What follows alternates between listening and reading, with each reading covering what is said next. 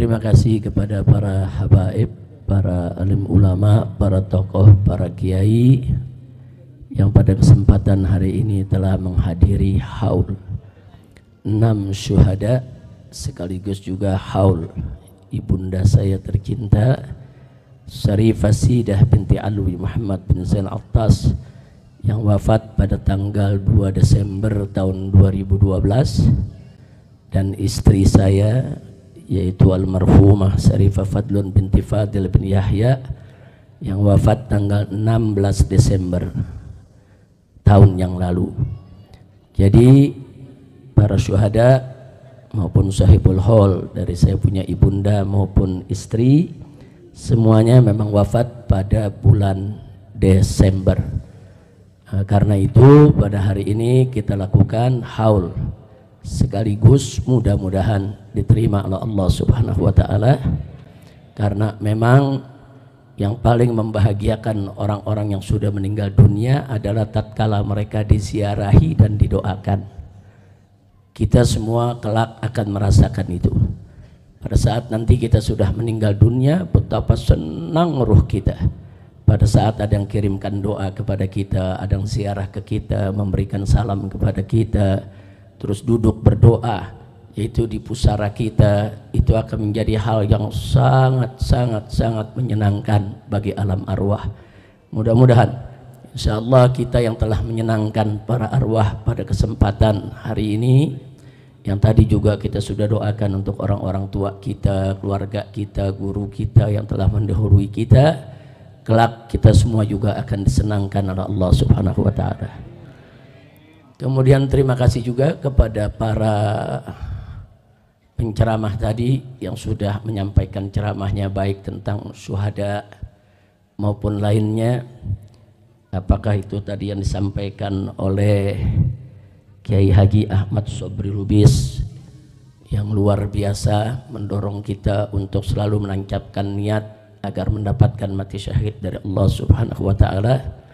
Begitu juga kawan-kawan, yaitu Dr. Badruddin Subki, Dr. Fikri Bareno, kemudian juga ada Dr. Fadilah tadi yang juga sudah menyampaikan, ada Profesor Dr. Egi Sujana yang juga semua sudah menyampaikan mauidhahnya, tausiahnya yang luar biasa. Tidak juga lupa Al-Habib Hamid, begitu juga Habib Zaki yang duduk di sebelah kanan dan kiri saya, yang bukan saja memberikan motivasi kepada segenap jamaah, tapi juga sekaligus mengikrarkan kembali semangat beliau-beliau untuk tetap istiqamah berjuang mencari ridha Allah dan Rasulullah sallallahu alaihi wasallam. Baik, tidak banyak yang saya mau sampaikan. Tolong dicatat baik-baik bahwa KM 50 tidak boleh kita lupakan. KM 50 akan terus untuk kita usut, karena KM 50 ini merupakan satu tragedi luar biasa. Saya sudah sampaikan pada saat terjadinya KM 50, kalau sekali KM 50 dibiarkan, maka akan terulang lagi KM 50 yang lain. Nah, buktinya sekarang kita lihat berapa banyak orang-orang yang dibunuh oleh polisi, tapi kemudian begitu siaran pers disiarkan, orang tersebut katanya melawan, bawa senjata, polisi terpaksa. Nah, akhirnya yang terjadi persis seperti KM 50. Sudah korbannya diculik, disiksa, dibunuh, difitnah. Dan itu terus terulang sampai peristiwa terakhir di Semarang, seorang anak SMK begitu juga. Dia tidak tawuran dibilang tawuran, tidak bawa senjata dibilang bawa senjata, dipamerkan senjata dalam siaran persnya. Nah, jadi lagi-lagi terulang, lagi-lagi terulang. Jadi warga masyarakat dibunuh terus difitnah. Nah, ini nggak boleh dibiarkan. Ini kenapa bisa terjadi lagi itu tadi. Karena KM 50 dibiarkan, akhirnya mereka menganggap ke depan ini bunuh orang tuh gampang kok. Gampang, habis bunuh fitnah selesai, habis bunuh salahkan selesai. Nah, sampai kapan ini akan terus terjadi dan ini akan terus terulang sampai peristiwa sebesar Kanjuruhan yang meninggal itu lebih dari 100 orang, tetap saja yang meninggal yang disalahkan. Nah, lagi-lagi mereka semua disalahkan. Jadi polisi seperti malaikat, nggak pernah salah. Nah ini berbahaya sekali. Nah maka itu sekali lagi kami tidak akan diam. KM 50 akan terus kami kejar. Dan orang yang paling bertanggung jawab dalam peristiwa KM 50 adalah Jokowi. Bukan hanya karena beliau sebagai seorang presiden. Mungkin orang mengatakan, oh mungkin tanggung jawabnya moral karena sebagai seorang presiden. Bukan. Tapi kita dapatkan indikasi-indikasi keterlibatan Jokowi langsung atau tidak langsung, itu bisa dibaca. Dan itu akan kita beberkan kalau pengadilan HAM-nya digelar, ya kawan. Nah jadi jelas sekali dari sebelum terjadinya peristiwa KM 50, bagaimana Jokowi mengerahkan Kopsus, Komando Operasi Khusus ke Petamburan, lengkap dengan persenjataannya untuk menakut-nakuti saya dan keluarga. Itu sudah pengkondisian. Kemudian bagaimana seorang Pangdam Jaya sebelum kejadian menantang-nantang FPI di Monas dan mengancam-ngancam saya. Begitu juga bagaimana seorang Kapolri ketika itu, Idham Aziz, dengan Kapolda ketika itu luar biasa, mengancam dengan ancaman yang luar biasa sebelum terjadi peristiwa KM 50. Semua itu merupakan cipta kondisi, seolah-olah saya dan FPI adalah orang yang kelompok berbahaya, sehingga kalau ke depan dibunuh ya nggak apa-apa, namanya juga orang berbahaya. Jadi dicipta kondisi dulu supaya masyarakat melihat FPI ini bahaya, Habib Rizik ini bahaya, Petamburan ini bahaya. Terus diciptakan kondisi dengan bantuan para buzzer yang luar biasa menyebar fitnahnya. Begitu opini terbentuk bahwa FPI ini berbahaya, Habib Rizik berbahaya, barulah terjadi peristiwa KM 50. Artinya supaya apa? Supaya kalau sayanya terbunuh atau FPI-nya, laskarnya terbunuh, orang akan menganggap biasa. Ini kan orang-orang keras, ini orang ekstrim, ini memang orang berbahaya. Jadi kita kondisi semacam ini sudah jadi drama sinetron yang sering dimainkan oleh rezim Jokowi. Maka itu saya katakan sekali lagi, itu merupakan indikasi kalau Jokowi terlibat dalam KM 50. Nah tidak sampai di situ. Begitu terjadi KM 50, Jokowi lah yang pertama kali menyatakan bahwa polisi sudah berbuat benar, masyarakat jangan melawan. Belum ada investigasi, belum ada pemeriksaan, belum ada penelitian, tiba-tiba sudah membuat pernyataan kalau laskar di KM 50 itu yang salah. Sementara polisi yang membantainya itu benar, sedang menjalankan tugas. Enggak layak presiden memberikan pernyataan semacam itu sebelum dilakukan pemeriksaan. Kecuali kalau memang presidennya terlibat dan yang mengatur semua itu, pantas saja memberikan pernyataan seperti itu. Tidak sampai di situ, tatkala banyak masyarakat termasuk DPR meminta dibentuknya yaitu tim independen untuk investigasi KM 50, justru Jokowi yang menolak. Kenapa harus menolak? Kalau tidak terlibat nggak usah ditolak, mestinya investigasi itu dilakukan sejak awal kali kejadian. Nah, jadi di sini sekali lagi kalau saya katakan Jokowi adalah orang yang paling bertanggung jawab, bukan hanya karena Jokowi itu sebagai presiden, tapi ada indikasi-indikasi yang menunjukkan keterlibatannya.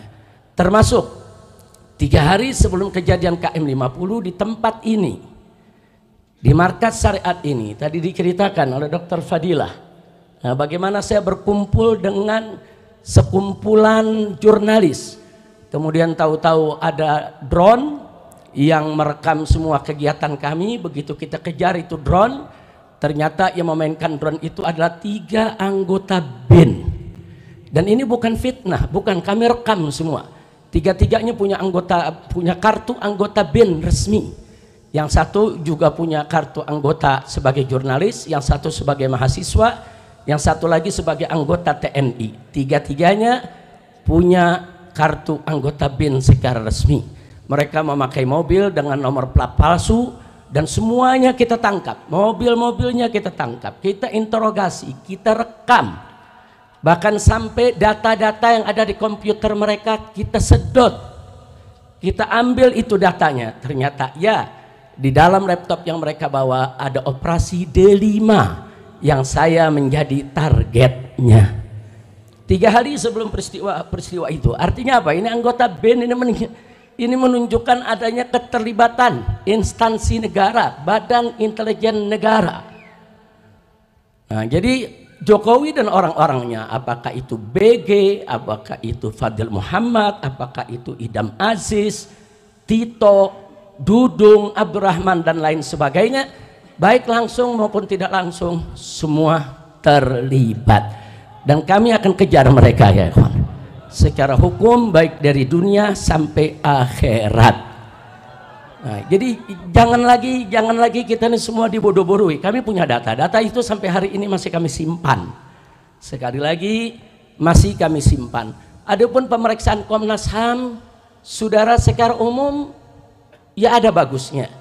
Tapi lucunya semenjak Komnas HAM itu bekerja sampai hari ini, Komnas HAM tidak pernah menanyakan saya, memanggil saya, meminta keterangan dari saya, baik secara lisan maupun secara tulisan. Padahal peristiwa KM50 target utamanya adalah saya.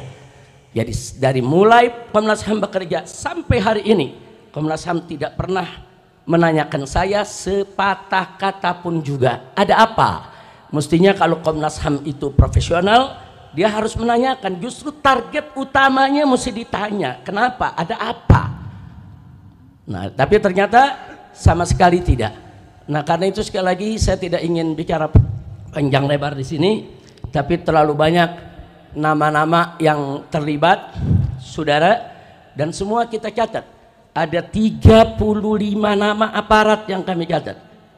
Dari yang pangkatnya jenderal sampai yang pangkatnya di bawah, semua kami catat orang-orang yang terlibat daripada peristiwa KM50. Di sana kita lihat, saudara, ada Kombes Polisi TB Adi Hidayat, dulu menjabat sebagai Diskrimum Polda Metro Jaya. Ini yang memberikan surat tugas untuk terus menguntit. Saudara, saya sekeluarga, surat tugasnya resmi yang menandatangani orang ini. Orang ini sama sekali tidak dipecat, bahkan pangkatnya dinaikkan. Sekarang sudah dapat bintang. Nah, kemudian masih ada lagi AKBP Handik Zusen, baru 3 hari yang lalu pangkatnya juga dinaikkan di Polda Metro Jaya. Kemudian masih ada AKBP Widi Irawan, saudara. Ini yang diduga yang menjadi supir mobil Land Cruiser hitam. Masih ada AKBP Rulian Sauri, ini yang diduga melakukan pemindahan jenazah daripada 6 laskar. Kemudian masih ada Ibda Muhammad Yusmin Ohorela, ini yang diduga sebagai algojo eksekutor daripada KM50. Masih ada Bribka Faisal Kasbi Alea, ini juga termasuk eksekutor. Masih ada Bribka Adi Ismanto, masih ada Bribka Guntur Pamungkas, masih ada Bribtu Fikri Ramadan Tawainellah, dan lain sebagainya.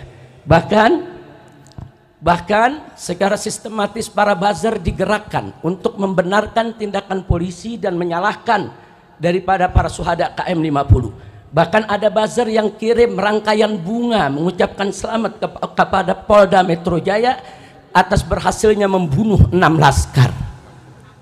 Ini semua kita rekam dan semua kita catat. Nama-nama orangnya ada, saudara, foto-fotonya semua ada. Jadi kita tinggal tunggu waktu yang tepat untuk kita seret mereka semua ke pengadilan HAM. Nah, jadi sekali lagi saya tidak bisa bacakan semua nama-nama yang ada, tapi nama-nama tersebut tidak akan pernah kita lupakan. Dan alhamdulillah mobil yang dipakai oleh para syuhada ketika mereka ditembaki, mobilnya ada di depan sana, Anda udah lihat dibangun museum. Di situ ada mobil yang digunakan oleh para laskar dan itu menjadi barang bukti. Jadi sengaja kita simpan sebagai barang bukti. Begitu nanti pengadilan HAM digelar, maka ini merupakan salah satu bukti barang yang harus ditunjukkan di pengadilan. Tidak sampai di situ. Kalau kita bicara novum, tadi sudah dibahas oleh Dr. Fadillah.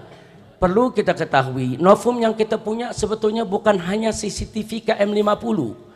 Tapi tidak jauh dari pintu tol Kerawang Timur ada sebuah hotel yaitu Novotel. Hotel tersebut saudara juga punya CCTV yang merekam aksi penembakan para aparat terhadap 6 syuhada kita. Tapi hotel tersebut kemudian didatangi oleh para aparat dan CCTV-nya semua disita. Jadi CCTV milik hotel, CCTV milik KM50 semua adalah bukti kuat tentang terjadinya pembantaian. Tidak betul kalau Laskar melawan, tidak betul ada peristiwa saling tembak menembak.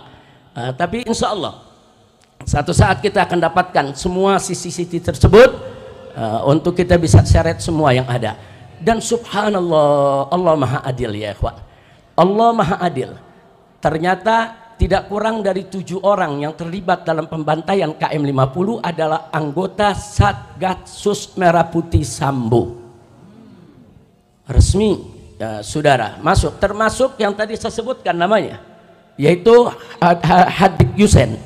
Itu juga termasuk anggota Satgasnya Sambo dan dia adalah komandan daripada para pembantai KM50. Nah, jadi sekali lagi kami sudah dapat itu nama semua, kami sudah dapat berbagai macam keterangan yang tidak kami bisa sebutkan pada saat ini, tapi kami akan ungkap pada saatnya begitu digelar pengadilan HAM untuk KM50 insya Allah. Bahkan Sambo sendiri dengan Henry Kurniawan. Henry Kurniawan ini saat itu pangkatnya Irjen polisi keturunan Cina. Dia ditugaskan oleh Sambo sebagai ketua provos yang memeriksa kasus KM50. Tapi lucunya dia sebagai ketua provos tapi ikut siaran pers bersama Kapolda Metro Jaya dan bersama Dudung ikut-ikutan memamerkan senjata-senjata barang-barang bukti palsu saudara. Mestinya provos itu memeriksa, bukan provos itu malah ikut meloloskan barang-barang bukti palsu yang ada. Tapi akhirnya yang bersangkutan ketangkep terlibat dalam kasus Sambo. Dan di pengadilan dia ngaku bahwa CCTV KM50 dia yang sapu bersih semuanya. Dan Sambo pun dalam pengadilan saat ditanya oleh jaksa juga mengaku ya dia terlibat untuk membersihkan CCTV yang ada di KM50. Jadi ini karamah syuhada, Allah bongkar ya kawan. Sambo dan pasukannya yang terlibat, mereka pikir saudara mereka akan bisa bersembunyi selamanya. Ternyata Allah ciptakan ada peristiwa bagaimana Sambo dan kawan-kawan membunuh yaitu salah satu daripada anggotanya, dan akhirnya di pengadilan semua terbongkar. Nah, karena itu kepada Bapak Kapolri kita ingatkan sekali lagi janjinya di depan DPR MPR yang siap mengupas kembali kasus KM50 kalau ada novum baru. Novum barunya sudah ada Pak, tinggal Bapak mau proses atau tidak, itu saja. Nah, jadi jangan lagi beralasan novum baru, omong kosong. Bapak ketika itu sebagai kabak reskrim ketika kejadian, Kapolrinya adalah Bapak Idham Aziz. Bohong kalau Bapak tidak tahu CCTV 50 itu disingkirkan.